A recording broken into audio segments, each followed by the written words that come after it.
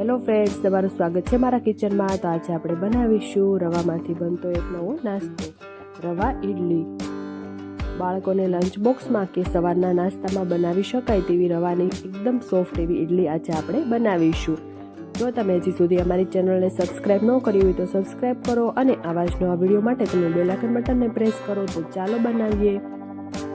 તેના માટે મેં અહીંયા એક કડાઈમાં 2 થી 3 ચમચી જેટલું તેલ લીધેલું છે। તેલ થોડું ગરમ થાય એટલે 1 ચમચી જેટલી રાઈ નાખીશું। રાઈ થોડી ફૂટવા લાગે એટલે 1 ચમચી જેટલી અડદની દાળ નાખીશું અને આપણે તરત જ 1 ચમચી ચણાની દાળ પણ નાખીશું અને 1 લીલું મરચું ઝીણું કટ કરીને લીધેલું છે તે પણ નાખીશું અને 1 ઇંચ આદુનો ટુકડો ખમણીને લીધેલો છે અને અડધી ચમચી હિંગ પણ નાખીશું। હવે બધું જ સારી રીતે મિક્સ કરી લઈશું। હવે તેમાં થોડા લીલા ધાણા નાખીશું। તમારી પાસે મીઠો લીમડો હોય તો તમે એ પણ નાખી શકો છો, પણ મારી પાસે નથી એટલે મેં નથી નાખ્યો। હવે તેમાં 1 કપ જેટલો રવો લીધેલો છે તે પણ નાખી દઈશું। મેં અહીંયા ઝીણો રવો લીધેલો છે, તમારી પાસે જાડો હોય તો એ જ લેવાનો। આ રીતે મિક્સ કરીશું। હવે આપણે ગેસની ફ્લેમ બંધ કરી દઈશું। આપણે રવાને વધારે શેકવાનું નથી, 1 થી 2 મિનિટ માટે આપણે તેને થવા દઈશું।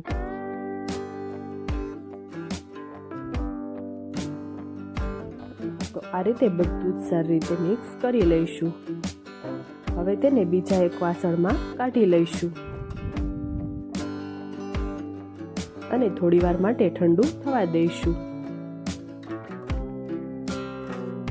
હવે તેને થોડું ઠંડુ થવા દઈશું।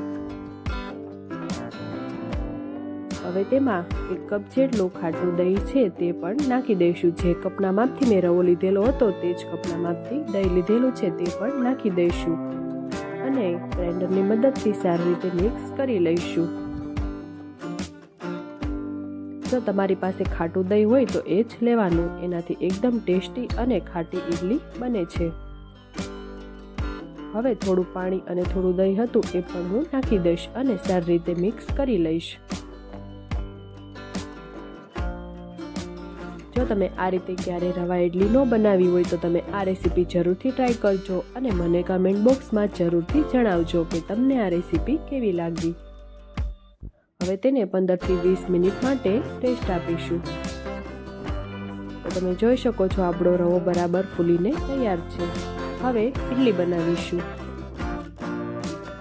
હવે તેમાં સ્વાદ પ્રમાણે મીઠું નાખીશું અને અડધી ચમચી ઇનો ફ્રૂટ સોલ્ટ નાખીશું અને તેના ઉપર અડધી ચમચી જેટલું પાણી નાખીશું અને બધું સારી રીતે મિક્સ કરીશું। તો મિક્સ થાય છે ત્યાં સુધીમાં અમારા વિડીયોને લાઈક, શેર અને સબસ્ક્રાઈબ કરો અને આવા જ નવા વિડીયો માટે તમે બેલ આઇકન બટનને પ્રેસ કરો। તો આ રીતે બહુ જાડું પણ નહીં અને બહુ પતલું પણ નહીં, આ રીતનું બેટર રાખવાનું। હવે ઇડલી સ્ટેન્ડમાં હવે બેટર થોડું નાખીને આપણે ઇડલી મૂકીશું।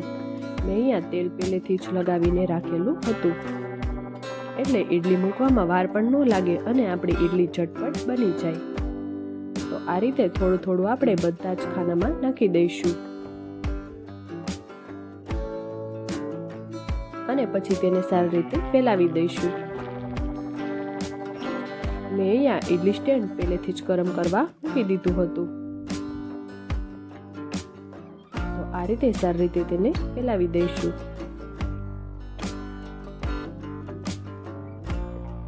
હવે તેને ઇડલી સ્ટેન્ડમાં મૂકીશું। તો તમે જોઈ શકો છો પાણી બરાબર ઉકળી ગયું છે। હવે તેને મૂકી દઈશું।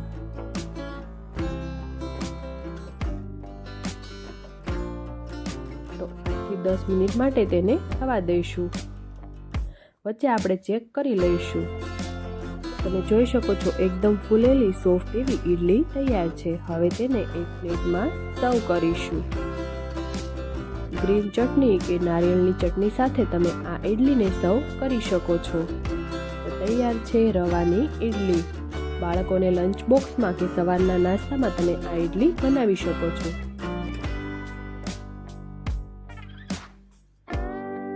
તો તૈયાર છે એકદમ સોફ્ટ એવી ઇડલી। જોતાં જ મોઢામાં પાણી આવી જાય તેવી રવાની એકદમ સોફ્ટ એવી ઈડલી તૈયાર છે. તો તમે જોઈ શકો છો એકદમ પોચી અને જાળીદાર ઈડલી તૈયાર છે. જો તમે આ રીતે ક્યારેય ન બનાવી હોય તો આ રેસીપી જરૂરથી ટ્રાય કરજો. તો આ રીતે તમે ચટણી સાથે ઈડલીને સર્વ કરો. વિડીયો પસંદ આવે તો વિડીયોને લાઇક, શેર અને સબસ્ક્રાઈબ કરો અને આવા જ નવા વિડીયોની રેસીપી માટે તમે બેલ આઇકન બટનને પ્રેસ કરો અને મને કમેન્ટ બોક્સમાં જરૂરથી જણાવજો કે તમને આ રેસીપી કેવી લાગી. Thank you for watching.